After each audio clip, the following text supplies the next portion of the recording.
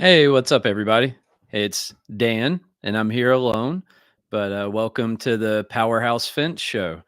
We had some stuff happen at work, and our internet was down, so we weren't able to use the studio. And I came home and decided the show must go on. But, anyways, with no further ado, we'll get into it here.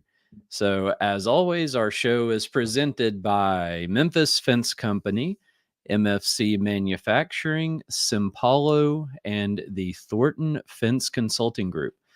The link to Tony Thornton's event should be in the description of this. We talk a lot about those events, but we never talk too much about the fact that he'll like come to you and do consultations and stuff like that at your business. He has a whole list of things that he offers consultations on. He does a lot of stuff that's about like efficiency and profitability and things like that, which we all need. But I think he also does stuff for like gate fabrication and a bunch of other stuff like that too, I believe. So he'll check out his website and you can see all the options and everything that he offers. Like I said last time, I definitely suggest making it out to one of his events. They're always awesome. Ton of great speakers there. It's something that you want to see at least once. We are live, and I'll stick the phone number on here. And well, actually, I can't put the phone number because I'm not in the studio. So you're feel free to comment, and we'll try to answer any questions or anything that come up in the comments there. So we'd normally talk about like what we've been listening to and reading a little bit. Nothing new, nothing exciting. I've still been kind of hung up on the Founders podcast. It's inspired me a little bit to try to get some of the people from the fence industry that I kind of look up to and I think are, kind of in that like I don't even know how to describe it, but some of the people I look up to and some of the people that have built some of the big companies out there. And so I've got a few people that I'm talking to, and we're going to try to get some of them on the show and see if we can't kind of do something similar to what they do on the Founders podcast, but inside of this industry. And I think there's a lot of history that should be recorded somewhere, and that's kind of one of my motivations as well, is to just document the story of how people built companies or got to where they are. So as always, thank you, listeners. We appreciate you being here. This is what we do it for, to try to bring you content that's valuable. If there's anything you want to hear, somebody you want to see on our show, anything like that, always let us know, and we'll do our best to make that happen. We mentioned last week we're kind of trying to sort through some issues with the Apple podcast stuff right now, and the volume is really low, and I don't know why, but I got an email from somebody with a ton of technical stuff in it that we're trying to get sorted, and hopefully we'll have that squared away maybe on this episode. A lot of times we tell stories about like our failures and things that we've done wrong. And I decided, instead of doing that, I kind of want to just tell a story of something positive. And so we hired a new estimator back maybe like 3 weeks ago, 2 weeks ago, something like that. And the positive thing of that is, one, we finally found someone to fill that role. And two, he's really been catching on quickly. He had a little bit of experience in a construction industry, not in the fence industry. Not anything that really translated over to fence. So he was kind of a clean slate, which I like. I like that. It always takes the most time to train somebody when they're starting from a blank slate, but you can train somebody to do things exactly the way that you want them done. And with him, we're kind of building a system at the same time as we go and documenting stuff and all, so that it's going pretty well. So I was on Dan Wheeler's podcast yesterday, I think it aired. And so we had a good time. We actually sat in Zoom for 3 hours or something like that. I think we recorded like an hour and 20 minutes of it, but we were there for a long time. And we talked a lot about me and my history and, these various companies that I have and all of that. And so if you want to check that out, make sure you go over to the Fence Industry Podcast and you can listen to that episode there. We will be attending the next local AFA chapter meeting, which is going to happen a week from today on the 18th. So we're going to go check that out and see what's happening there. It is in Memphis. If anybody's interested in going, you can find it. Memphis Tri-State Fence Association, I think, is the name of their Facebook page. And you could, if you have troubles, you can reach out to me and I'll get you headed in the right direction there. And then in May, we'll be at the golf tournament, which is also from our local AFA chapter, and it's in Tunica, Mississippi. And there's a practice round on Friday, and I think like a reception Friday evening, and then on Saturday there's a golf tournament, and there are prizes that you can win. So if you're good at golf, you might want to check that out. I personally am absolutely terrible at golf and have zero interest in trying to play golf down there.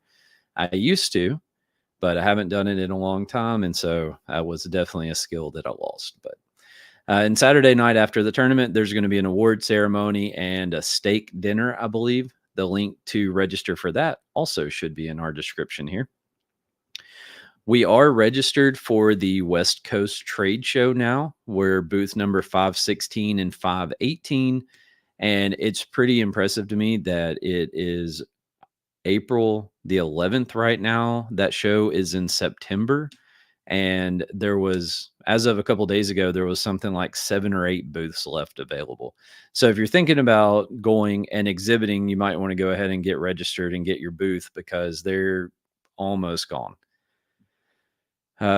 Next week, we will be at that dinner. So the show will be recorded, but I'm pretty excited about our guest this week. So I'm going to go ahead and bring on Victoria. Hello. Hello. So I'm not very good at, any kind of introductions or anything. So I normally just bring people on and kind of rely on them a little bit to help me with the introduction. So I met Victoria. Oh, sorry if you heard that. I met Victoria, I don't know, a few weeks ago or a month ago or something like that, whenever I was bidding a project. It was a GSA project. How would you describe that? A GSA? Yeah. Okay. Yeah, GSA task order project. The one specifically that we were looking at was a design build, which hopefully we'll get into later. Yeah. But yes, a GSA task order. Yeah. So a GSA task order. And so we talked a few times during the bidding process and stuff like that. And we were on the phone one time for, I don't know, 20 or 25 minutes or something. And I was like, you know what? You would be really good to come on my podcast. And so I was able to convince her to come on here. And actually, she was happy to do it. So it didn't take much convincing, but yeah, so I just thought she had a really great personality and was really knowledgeable about federal projects in general and specifically that GSA stuff we were talking about. And so I asked her to come on and talk about that a little bit. And so the company you work for is called McKinsey Construction. Yes, right? McKinsey, we are a full service general contractor that does all federal government work. So you basically travel the lower 48 doing federal work? We have offices in DC and Texas and Florida. So those are really our 3 big states. We have a lot of work in those states, but we also have a lot of work throughout the Carolinas, Tennessee. We're trying to expand out to the West Coast, California. So yeah, we're kind of all over the place, but we're all based in DC. So we're all kind of working remotely. Our superintendents are also obviously out in the field, but our core group is all in one location. We're doing all of these things kind of remotely. Right. So whenever you called me, I saw your caller ID was Arlington, Virginia. And I remember going, oh, I need to answer this. This has got to be something important. Yep, I'm from the DC area. I don't live in DC anymore, but yep, Arlington, Northern Virginia. Yeah.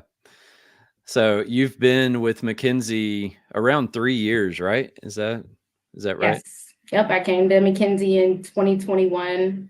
When I came over, it was really just our owner He was project managing, he was estimating, he was doing payroll, he was doing everything. He had definitely built a successful business that way, but he knew what his goal was and knew that he couldn't get there alone. So he was ready to bring in new people to kind of help push that forward. Oh, wow. So when did McKinsey start? McKinsey actually was founded in 2008. So that's when our first project was. From 2008 until I joined the company in 2021, it was really just our owner. So it Holy was kind of cow. like a one-man show for all of those years. And in the That 3 years since, we've grown tremendously. Yeah. I can't imagine trying to sell and manage and do payroll and pay the bills and everything for our fence company, let alone as a general contractor, especially for that long. That's crazy. Yeah, yeah, you So can do anything, but you can't do everything. that's right. So what did you do before you went to work at for McKinsey there? Like I said, I'm from DC. I went to college actually and majored in criminal justice because I thought I wanted to be a lawyer. But I graduated from college in 2008 when we were kind of going into a recession. So it was a little bit difficult to find a job. I didn't really know what I wanted to do. My boyfriend actually found a intern. Well, he found out that the local in our area, Local 26 IBEW of the International Brotherhood of Electrical Workers, was accepting apprentices. I applied to be an apprentice, took tests, got accepted, and I completed a 5-year apprenticeship program to become a journeyman electrician. I worked as a journeyman for a couple of years, took a few years off to travel, and I loved working in construction. But when I came back, I said I wanted to transition into the office. So I took a first role as a project manager. I think that was really a pivot point in my career because I already had a lot of like working knowledge, 7 years in the field as an electrician of just how things are built, how things go together. I had seen that process repeat itself numerous times. Electricians are on the job from the beginning to the very end. So I had seen that Right. building process. But having that opportunity to kind of get into project management and really dig into drawings, really get a high level, expert level understanding of how to read blueprints from civil all the way to security, I think really was a pivot point in my career to, I realized that project management was challenging and I kind of wanted to like lean into estimating. So I transitioned over to estimating, kind of started going with that, and the rest is kind of history. So that's what is that kind of like your main job there is an estimator? Yeah, I'm our director of estimating. I have a couple of people under me, just estimators. But just like Oliver, just like our owner did when we started, I kind of do like a lot of things. Right. I am our estimator, but our company value is that we all do what needs to be done. Right. Right. Nothing, no specific item is above me or beneath me. We're kind of just all pushing toward the same goal. Whatever needs to happen, I'm willing to do that. Yep. So I had a conversation just like that. So I don't know if you know, I own Memphis Fence Company. And so I had a conversation like that with someone today, and I was like, yeah, this is a problem that we can solve. Da da da da. I was like, but I shouldn't be solving this problem. And I was like, and I don't mean like I shouldn't, as in the owner of the company shouldn't be solving it because like we all got to do what we got to do. I was like, it should not even be a problem that anyone has to solve. Right. Right. And so, I mean, it's like that. I mean, especially in our company, a company of our size, like with our team, I mean, we all do a little bit of everything. And that's something that I try to explain to people like during the hiring process is, hey, just be prepared because yeah, we might be hiring you to be an estimator or to be, do accounting or to do something like that. But we all pitch in everywhere. Yeah. You got to wear a lot of hats to make it happen. And I mean, the other thing that I try to stress to people a lot is like we don't have multiples of you. And so just because, you don't want to come to work today, like that's not really a good reason to not be here at a small company too. because we rely on every person that's here. And if you weren't necessary, we wouldn't be paying you to be here, right? So like you're a part of this team, and the team relies on you. Yeah, So they're it seems like that's how it is at small companies. right. Our company is also a small company. All right. And so you compare that to like, your Amazon or Google or something like that, where I mean, they might have 20 people that are doing the same job as you. But it's definitely a little different, in the smaller companies and stuff like that. So you've mentioned the owner of your company there, and you said you've got a couple of other estimators under you. Y'all have superintendents in the field. So y'all have like dedicated project managers as well. Yeah, we have a whole separate project management team, separate from, the estimating team. And I think we have 3 or 4 project managers that are running. I think we have maybe like 40 active projects right now. Oh, wow. So them and our owner kind of split those up. And once they leave estimating, they get divided up on that side over there for completion. Well, good job estimating department for having 40 active jobs at one time. That's impressive. So, Yeah, we do a lot of work on the estimating side. Our goal at the company is to do $100 million in revenue a year. I think last year we cleared close to 40. So we're mhm. on our way to our Yeah. So goal. is that like a 5-year goal or a 2-year goal or just a general goal?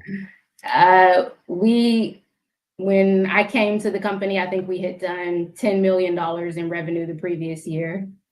Mm. Less than 3 years later, we got up to 40. So yeah, we're trying to hit that I mean, 100 in 2 years or yeah. less. So that's pretty impressive, pretty quick growth there. So Yeah, that's good. absolutely. Mhm. That's good. So normally we do an Italian word of the week because our producer Ilaria is Italian, and I had the word picked out and everything, but since we're not in studio and she's not here, we're not doing that. I'm absolutely terrible at trying to repeat what she said, so I'm definitely not going to go try to find the translation. So anyone who's really excited about hearing me destroy an Italian word, I'm sorry. So um all right. So you went from when you were working in the electrical field, were you just doing like, you know, I don't want to say like run of the mill, but our typical like general contractor type of construction work? Or Yeah, so I was an installer, basically a mhm. journeyman. So, just day-to-day things that But need to be done to put a building together so electrically. the clients that y'all were working for, was that federal as well, or was that just like public, private kind of work? Honestly, because I was a journeyman, I didn't really like ask those questions. I think I can kind Okay. of like extrapolate a little bit. In DC, there's a lot of federal work. It's like Right. almost every other building is federal. So I've worked at all kinds of places. Some of them definitely were federal buildings. So I'm assuming that, those were federal clients, but also lots of schools, also DC government, and then just, apartments and stuff like that or just private owners. Okay, so a little bit of everything. So your real like experience in the federal world kind of started at McKinsey then. Yes. Yeah. Okay. All right. So what's your experience been like working for the federal government, or I mean I put GSA on here, but I mean we can kind of broaden that up a little bit and just say doing federal jobs overall. The experience has been great. I mean, honestly, it's kind of hard for me to compare because, like I said, I've never worked for a general contractor that didn't only work for the federal government. But Mhm. in construction, the golden rule is get in, get paid, get out, right? And the federal government never has any like cash flow payment issues. So that's like a huge plus to Yeah. doing federal work. I believe that in comparing federal work to private industry work, I think the process of like actually landing a job is probably more time consuming and rigid. But once you get to boots on the ground, construction is construction. It's the same on the federal side as it is in the private industry. Right. So, Victoria, I got to tell you, I'm a bit of a tinfoil hat guy, okay? And so I'm gonna do my best not to, like, go down any crazy rabbit holes whenever like, with the comments of, "Well, the federal government doesn't have cash flow issues." I'm just gonna keep we're gonna keep right on cruising past that, alright? Okay.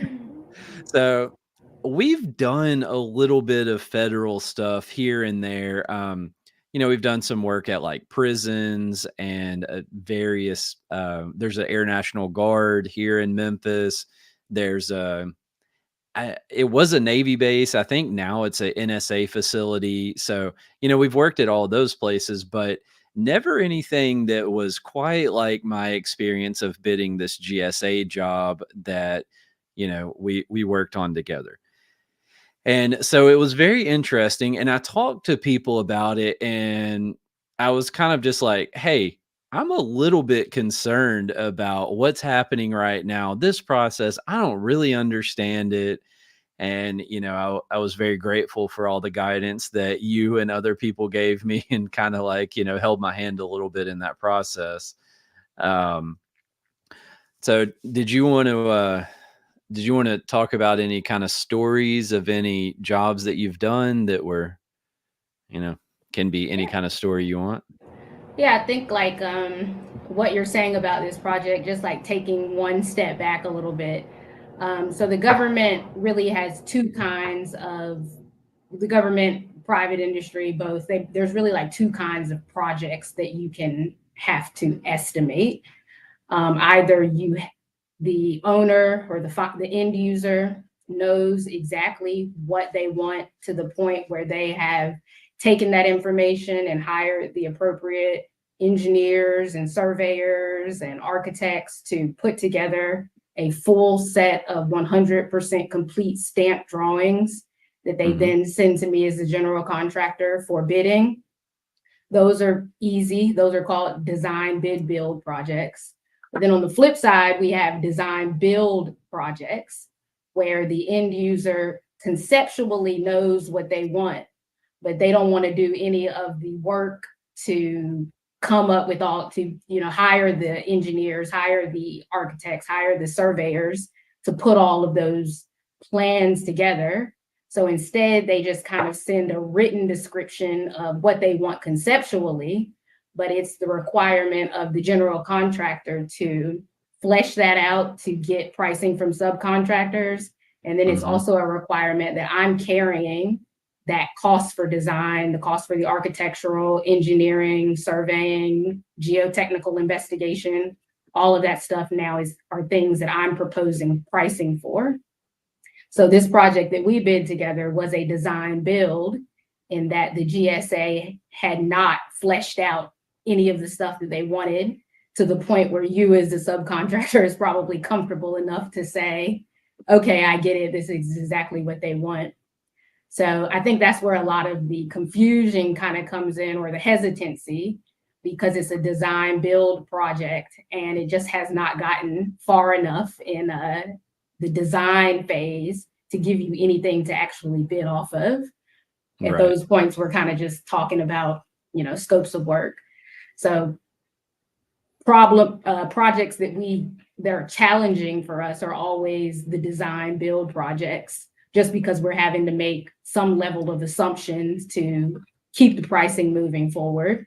Because my price that I submit to the government on a design build project is final, even if my subcontractors are wanting to change their pricing based on the final design. I cannot change my price to the government. So a lot of stuff comes up in those situations, and it just makes like the project more challenging in general. When they are design builds, there's a lot more liability on our side. One project that I was specifically thinking of that was super difficult was actually a special situation because it was a design bid build project, meaning that we were not responsible for the design, but the government still only issued us a scope of work. So we had specific example of this project. There was a fence that needed to be painted. When we went to the site visit, we looked at the fence, it was all rusted up. And we said to the government, this fence is rusty. You guys are asking us to paint it. but we think that it needs to be replaced because all of the time we would spend patching and sanding and all that stuff, we could just give you a new fence for that. We asked them Right. that question in an RFI process. Their response to that question was follow the scope of work. And, okay, I can follow the scope of work. So we did exactly, because it was not my responsibility to provide any kind of design or solutions for that fence. We just painted it all rusty, just like they instructed us to. And of course, they did not like it in the end. So we went back and forth, but because it was a design bid build project where we were not responsible for that, we ended up getting a large change order, and that was just one task on the project. There were many other tasks that kind of fell into that same thing. We're suggesting that they do something else. They're telling us, don't think, do what we said. And we're like, Nice. okay, no problem, we can do that. But Nice. that just created a lot of issues, a lot of change orders, which, we don't change in the subcontractors like change orders, but we'd like to, as a general contractor, we like to put together a comprehensive price that covers everything. We don't need any change orders. We just want to get, the money that we asked for and get out. But in this situation, we had a lot of change orders. That process drags out the length of time that you're on a job. So, we thought we were going into this with it taking 6 months. It turned into 2 years. So, just think about all the money that gets tied up in that process. And, it was just a mess. An extra 18 months of overhead on that job. That's tough. Yeah. Good thing you had 39 other jobs to absorb that cost. That project just finished a couple of months ago, and I think our PM team could not be happier. I would imagine. So you mentioned the scope of work and stuff like that they send out. And so let me paint a picture for everyone of the scope of work that we got on this project. It had a description, and it said basically add this new fence around the inside of the existing fence, or this new barrier. And they did go as far as to include a screenshot from Google Earth that they drew some squares all the way around the perimeter. And that was it. And so this is a big project, right? For a fence company, it's a big job. And I mean, all you have is these little squares on a Google map, and you're like, what what do you want me to do? There's 100 places on this job site that I don't understand what I'm supposed to do. What are we doing where this pond is? What are we doing where these existing gates are? What are we doing here and there?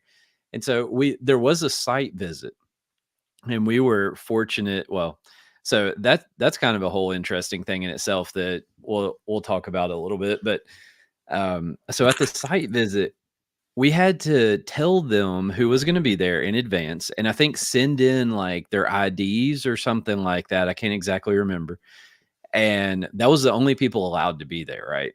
And so we had somebody that went to the site visit, and he's like, yeah, we went to one entrance, and that was it, and so there's 10,000 feet all the way around this property, and we got to see just a little piece of it.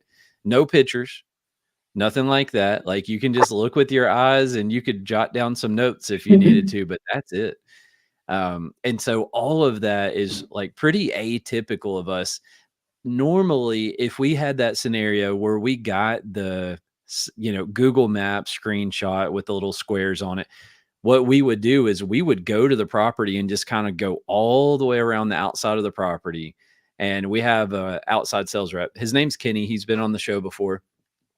And so Kenny would go out there and try to meet with some contact on site, and we would go all the way around the outside of it. And Kenny will lay this whole thing out for them, make drawings, do the whole 9 yards. And so we have a pretty good idea of what we're getting into. So it was, it was definitely a little bit different. And so that's fairly common. What percentage of jobs do you see that are something like we went through together versus something where there's a full set of plans? I would say probably about 50-50. Well, just speaking of design builds versus design bid builds, that is probably about 50-50. We're not scared of design bid builds. That's really where you can make your money. You're coming up with everything that needs to happen. So we like those projects. We try to go after them, and I try to convince you guys that there's no issue and put a price on it, no problem, let's go. I do that a lot, but it's about 50-50. So I talked to a few people and everybody's like, don't worry about it. It's fine. This is just how it is, just bid the job. And I was like, no, this is not how it is in my world, maybe for y'all, but yeah, it was an interesting experience for sure. And so we've since talked, and I have some interest in pursuing some more work like that. So it wasn't scary enough that I'm like, I never want to look at anything like that again. I'm ready for some more. I'm that guy. I really like weird stuff. I like things that are different. I mean, I like doing bizarre jobs that kind of fall into like the fence scope of work. And I mean, I don't mind putting myself out there a little bit. Most of the time it works out okay. Every once in a while, something bites me in the butt. But I mean, there's a lot of sayings out there that are, something like you got to be uncomfortable every now and then, get comfortable being uncomfortable, like, all of this kind of stuff. And those aren't necessarily my motivation, but I just enjoy it. So you mentioned RFIs here a minute ago. And so on this job, there was, something like 180 questions or something like that throughout the RFI. And to be honest with you, there wasn't really much that meant anything to me. There was a ton of questions in there. And so I sat there and I read through that whole thing and I was like, oh, I'm going to get some good information out of this. I'm going to know what we need to do now. And I read through all 180 of those questions and I was like, well, here we are still looking at the same thing, but. So the government does a lot of awarding projects based on something called LTPA, lowest, or LPTA, I'm sorry, lowest price technically acceptable. So we have to provide to the government a proposal that is anywhere from 5 to 200 pages, not even kidding, long. Wow. And they are going to award this thing off of price. Like, that's all they care about. All these other 200 pages I put at, they're going to go right to my price, put all of the proposals in order by price. And then they're only going to read the 200 pages from like the top 5 people, the top lowest prices. So I think a lot of questions, when you see those RFI papers that have 180 questions, a lot of that stuff is about the technical sections and the proposal that we have to put together, and not necessarily the price itself, because we're all like, price is just this one little box, and then we have to submit these 200 other pages. So I think a lot of questions go to those things. So the one thing I'm most concerned about is the thing that y'all were least concerned about. Yes, price. Right. So it was, but you said something earlier. I don't remember exactly what you said, but it reminded me of some of the RFI questions on this job where it's like, hey, can you give us, I think somebody asked for like some as-builts or something like that. And they're like, oh, there's none available. And the answers you got were kind of just like, they didn't know the answer, or it was too complicated to find the answer and they just weren't willing to do it. And so we experienced that. You get people that don't want to do anything anyways, all over the place, not just from the government, but a lot of the questions and answers were stuff like that too, not just, information that didn't mean anything to me. And that's me being a little dramatic. It, I think, made the story more entertaining. Yeah, no, I agree with that. And their responses can be not helpful sometimes, but it's like, we just keep on going. Right. And so that's like half of the jobs that you look at, and it all works out okay in the end, I guess. Yeah, it all works out. I mean, when we are actually awarded one of these projects, we're not moving forward with any of these assumptions and conceptual ideas. We go all the way back to the beginning, actually have this thing architecturally engineered, and then we send it back out to our subcontractors for repricing now that it's a real, job. So A lot of times when I'm asking subs for pricing on these at this conceptual stage, I'm asking you guys to assume worst case scenario. I Right. think when we were talking about the fence, I couldn't believe how deep those footers had to go for Oh, this yeah. fence that you're installing. But like if when the design comes back and our designer says that they don't or something like that, I don't know. You've just got that extra cost in your proposal. I'm not taking it back from you.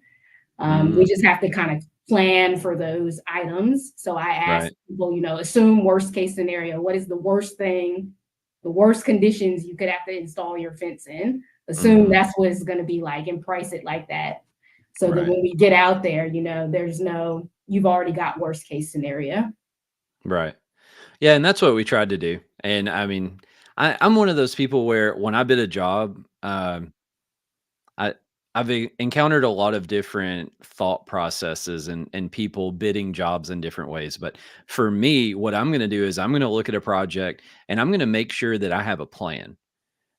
So there's a lot of uh, these trails, we call them greenways and things like that that are going in through Memphis, where like the bike paths and stuff.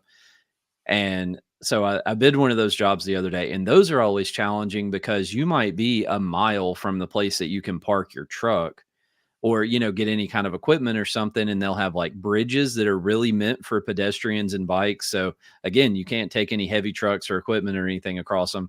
And so there's a lot of planning that has to go into that stuff on the front end. And so I think having done that and kind of had that mentality towards projects in general, I think that kind of helped me out a little bit bidding yours because I could actually sit down and kind of think through the entire process and be like, okay, this is how we would do this. This is how we would do that. And I think you called me.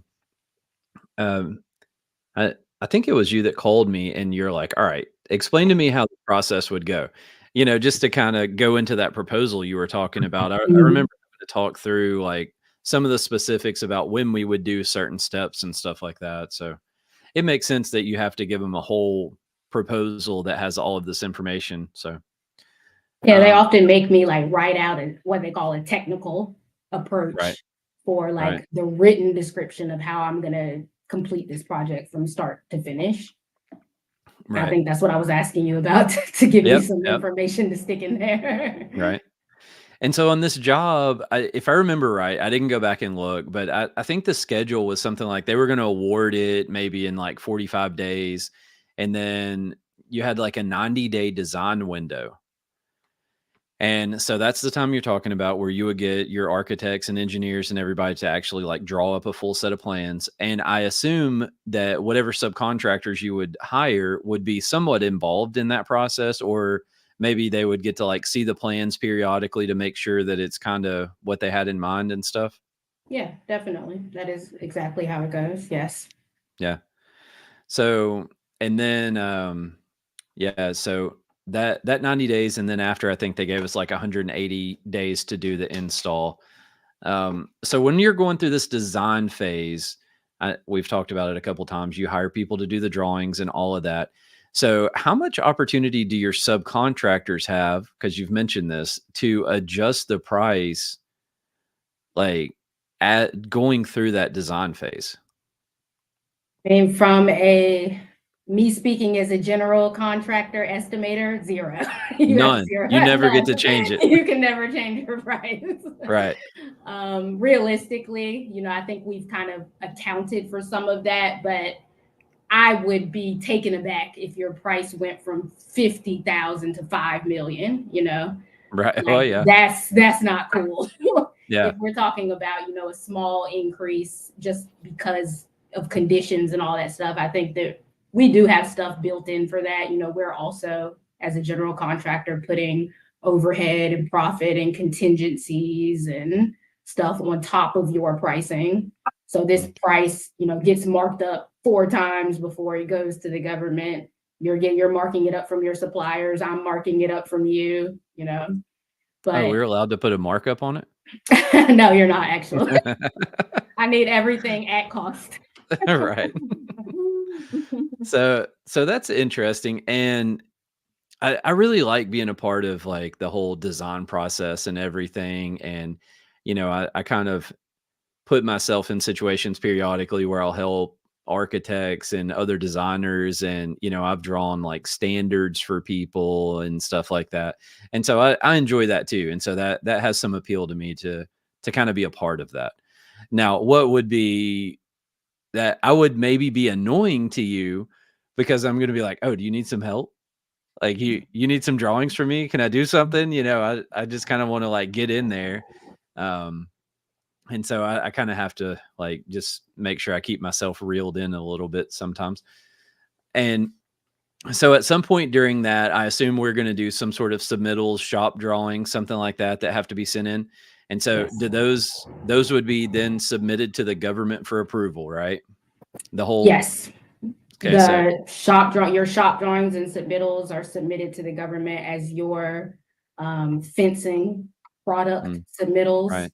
And then there's different requirements for how many design submissions there are. You're typically seeing like a 35%, a 50 slash Mhm, 65, like a 90 slash 100, and then like a final set of drawings. mhm, So all of those design submissions are design submittals. They also get submitted to the government. And a lot of that 90-day process relies a lot on the government responding back in a timely manner as well, because we can send them everything, but if they take 4 weeks to respond, then that's eating away at our 90-day mm, design window. When those things happen, we ask for adjustments. We go back to them and say, you guys took 4 weeks to approve design submittal, the 35% design. There's no way we're going to get through 100 in 90 days, if right. you're taking 4 weeks on each review. Yeah, and so that was actually one of the things I wanted to ask you about, because judging from the RFIs that we experienced, it seems like it might be a bit difficult to get information back.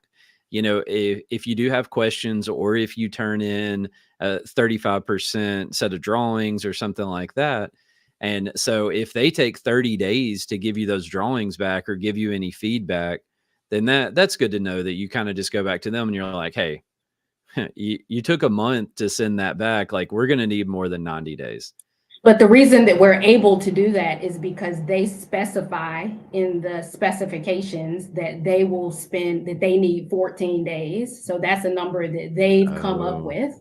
So when they take longer than that, I have an actual reason to, mm, come back to them. I have a spec section that I can refer to and say, per specification, whatever, the government is allowed 14 days for submittal review. You guys have right. taken 30. So, we can't just ask for these things with the federal government just because we want them. It's very important that we Why have like not? full backup on everything because they'll respond just like those RFI responses. Right, right. Yeah, no, and that's pretty typical. I mean, anything you do that has any kind of big corporate or government or anything, I mean, it's going to be pretty well by the books, and you better have Right. something to back it up if you're going to ask for an extension or a change Yep. order or anything else. So that's not very surprising to me at all. Yeah. But it is good to know that they gave themselves a time period that they're allowed to respond. Yes. Um, and so that definitely works. Yeah, I mean, otherwise you're like, I thought you'd get this back to me in, like a week, and it took you two, so I need an extra week. They typically say like 14 days, 2 weeks for a And so response. are at the end of that 90-day design window, are there liquidated damages that would be assessed on the design part? Or like, say if it takes you 100 days, would they penalize you 10 days then, or does that extra 10 days just come out of the install time? That's a good question. I don't really know the full answer to that. My feeling is that while they are breaking it down for us to say that 90 days for design and 180 days for construction, the period of performance is really for the entire project. So Mhm, whatever that, I think, whatever that is, 270 days or whatever that adds up to, mm, that's the true period of performance. And I think that's really the only amount of time that they're looking at. So if one goes over, but the other can still get done within the 240 days or whatever it is, I don't believe you're penalized. We've never been assessed liquidated damages. And the government they're people too. Everything is not super rigid by the book. Things change once you're actually awarded a project and they realize that, we're going to have to work with these people for the next year. So people loosen up and, they're willing to hear you out. If we need more time or we don't feel like it's going to happen, we just speak up. I think the earlier the better. And we just kind of lay out our case, ask for additional time, ask for extensions. And I've not seen yet where they're like, no, and we're going to assess you liquidated damages. That's not happened to us yet. Well, that's good to know that they are at least reasonable with time, because that was one of the things that was pretty concerning to me on this job. Was, I mean, it was a really quick project to be as big as it was. It was quick for us, and so yeah, because so what happens when we work for general contractors a lot, right? And anyone listening, yeah, this isn't always the case and all of that, but we'll get on these jobs and maybe it's a 18-month project. And so we're normally at like the very end of the projects, right? Because they want everything else done and then we're putting fence up. That everything varies, but typically.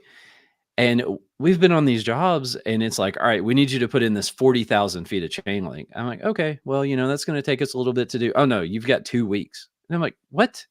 What do you mean we've got 2 weeks?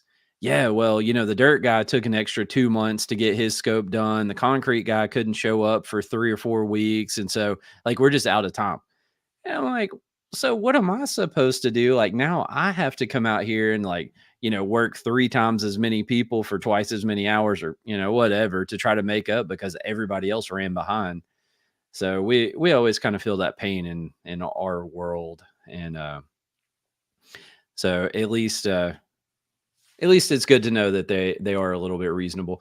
And another thing that was crazy in there is the weather delays, right? So I think that was on an RFI maybe or something, but it was like, well, we'll allow you weather delays if the rainfall is above average for the day.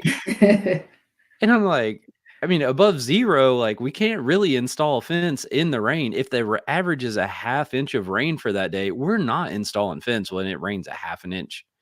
Right? We're gonna be out here in a swamp and, like, it's raining, there's lightning. I mean, it's not possible. So that was a pretty crazy thing to see. But there's all kinds of crazy stuff in every contract. If you sit down and read from one of these normally bigger general contractors, if you really read that thing, it gets crazy. Um, so we kind of mentioned like the pre-bid thing and how when we met on site, we had to tell them who was going to be there, give them IDs and all of this stuff. And so for the installation side of it, we have to be badged. And so we have to go through, I guess, like a background check process and stuff like that to be able to get badges. And I think I talked to a couple people about this and I was like, well, how long does it take to get a badge? And I think the answer was it can take up to 3 months, but normally it takes a few weeks. Yeah. And I was like, so we have that, and then we had the fact that our material had a 6-week lead time on it, and I'm like, I mean, we could mess around and, like, miss the first 6 or 8 weeks of this thing waiting on material and trying to get badges and everything else, and so would we be able to do the badges? I assume during the design phase, we could be doing all the Yeah. badges and stuff, right? We would, in this scenario, we would be wanting to submit your shop drawings and calculations and all that stuff immediately, right at notice to proceed. As soon as we can start submitting that stuff to get it approved, we want to get that in so we can start that 6-week lead time. At the Right. same time, we would also start the badging process for you guys. Our company does that for you guys. That's just another Oh, one of the hats that I wear. I get right? all these people badged. But Uh-oh. all that stuff can happen during the design phase so that it doesn't impact construction. So one of the challenges with ordering the material is that like this material was stupid expensive. And I mean like the posts were uh I don't know, something like $3,000 a piece or something crazy. And so you can see how like I would want a pretty decent design and layout before I start ordering material. Right. Because one, I don't want to get in the job and then run short and have to try to figure out how to, hurry up and get more. But also, I don't want to get to the end and have an extra $40,000 or $100,000 worth of material laying there either. And so that would be an interesting, maybe if we get the job, we can do a follow up later on and just kind of talk about what it was like to go through the process. But that would be an interesting kind of dance to go through there too.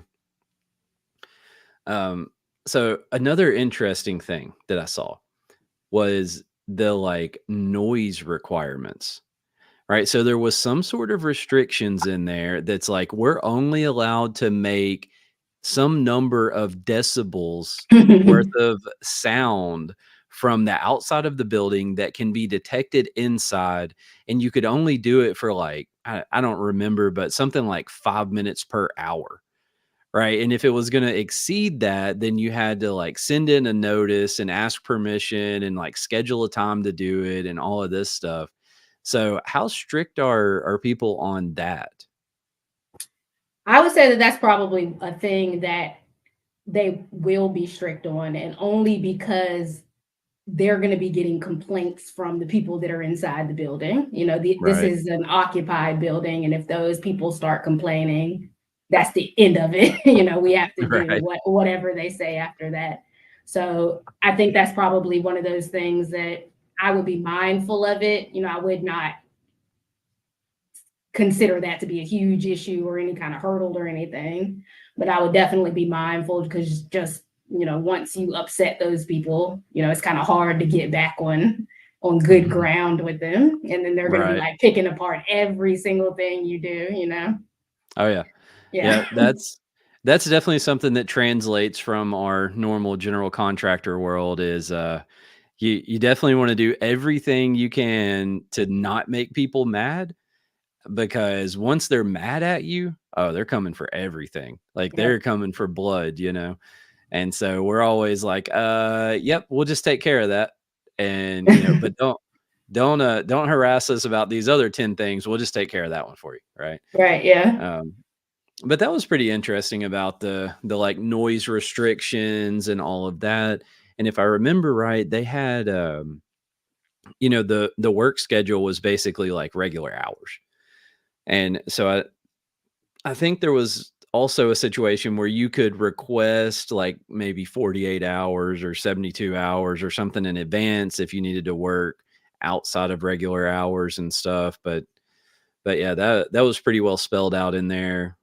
As and again, that's pretty common. What people would have something in the specs about hours that you're allowed to work and stuff like that.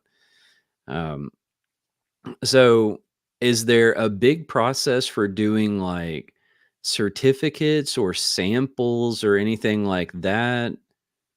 Or It's just another submittal. Mm, I wouldn't really call it a big process, but yes, those things do need to be submitted. We request them from you, the subcontractor, and we package mm, them up, or I mail them to my superintendent in Tennessee, and he'll take them over to the location for them to pick finishes or whatever they need to do. But right. yes, we that is a requirement as well. So I've seen with the DOT work here in Tennessee, TDOT work. So we'll run into this thing where, they call them T2s is the form that they want. And so you have to like spell out all the parts and pieces and everything that you're going to use on the job and all of this. And then you have to submit samples of everything. And they have a lab. I think it's in Nashville that they'll put all of that stuff in and they test it. So they'll test like the coating that's on the material. They'll test like the tensile strength, the wall thickness, compression strength, whole 9 yards. They're pretty extensive about like their samples and their testing requirements and all of that. Does that compare to what you would kind of normally see? Again, I'm not on the project management side, so a lot of these Right. things we are talking about are things that the project managers do, and the less things that I can involve myself in, the better. I stay over here with my Right, right. equipment. But I guess just yes, they do those things. I mean, I see in the specifications that they have all of those tensile strengths that stuff needs to meet and compressive strength testing and all of these things. So I would imagine that they're not just putting that stuff there to take up words. They want to make sure that what we're providing to them is meets the specifications. A big thing that I do in my proposal is I talk in the technical section of the proposal is I talk a lot about we're not going to provide any materials that are not made in the United States. I think that's kind of a big thing with the government. Everything has to be American made or from specific manufacturers. So again, I would imagine that they are checking those things. They don't want us installing Chinese wiring or whatever the case is. Right. So make sure you remove the China tags or the Mexico tags before you put it in. Right. So yeah, I'd say that they're checking on those things. We were doing a job. It was at the airport here. And so at the airport, they require these 8 5/8 outside diameter gate posts on a lot of stuff. And that it exists in the fence world, but it's not super common. So it's not something that people are typically going to just have in stock. Right. And I've got some of it sitting on our yard.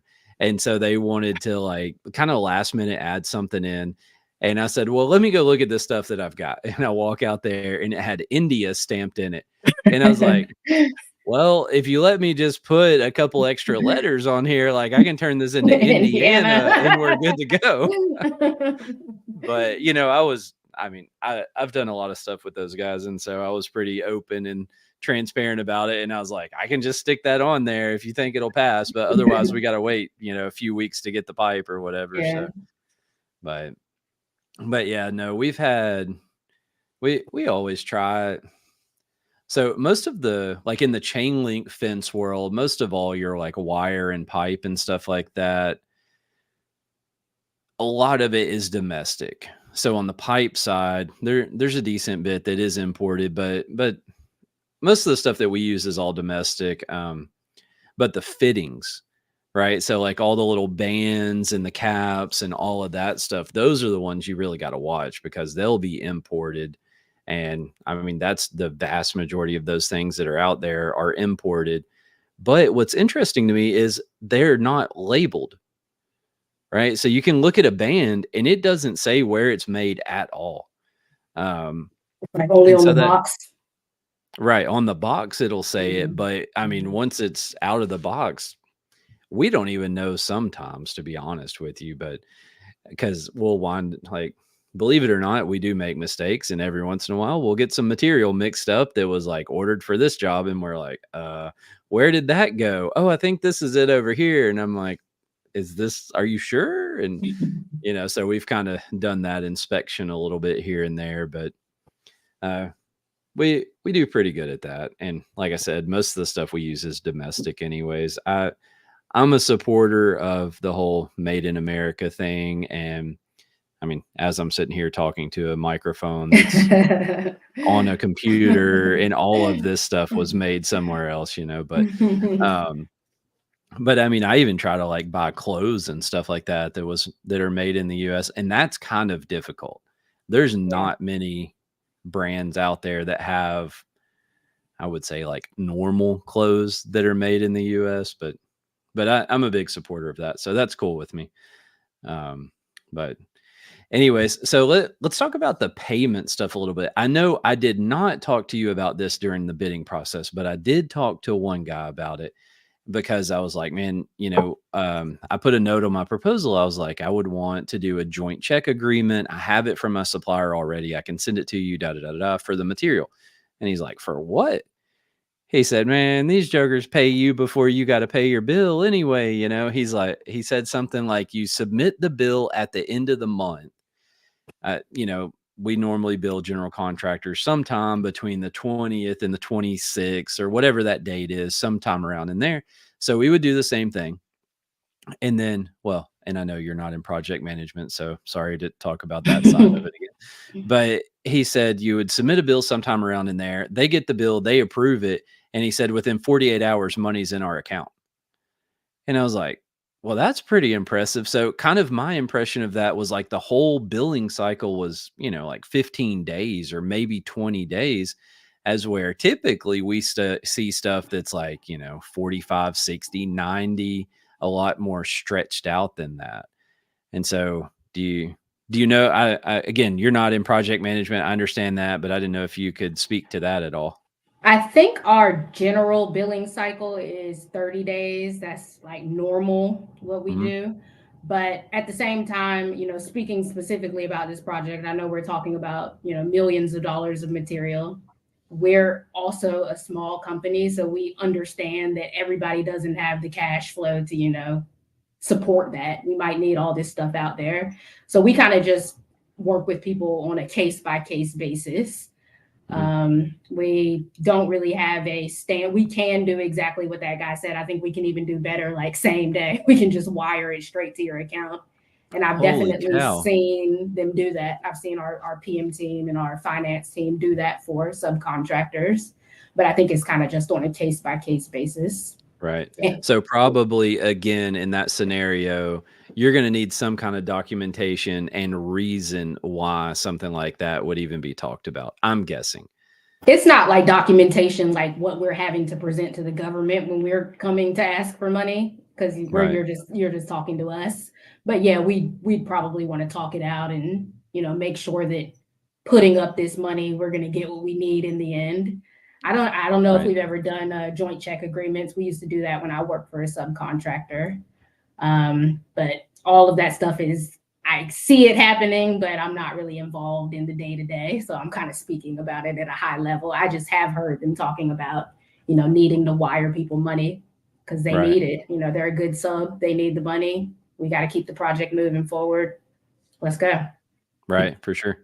Yeah, it can be tough. I mean, we do all different types of jobs. I mean, everything from little repairs all the way up to big construction, projects and stuff like that.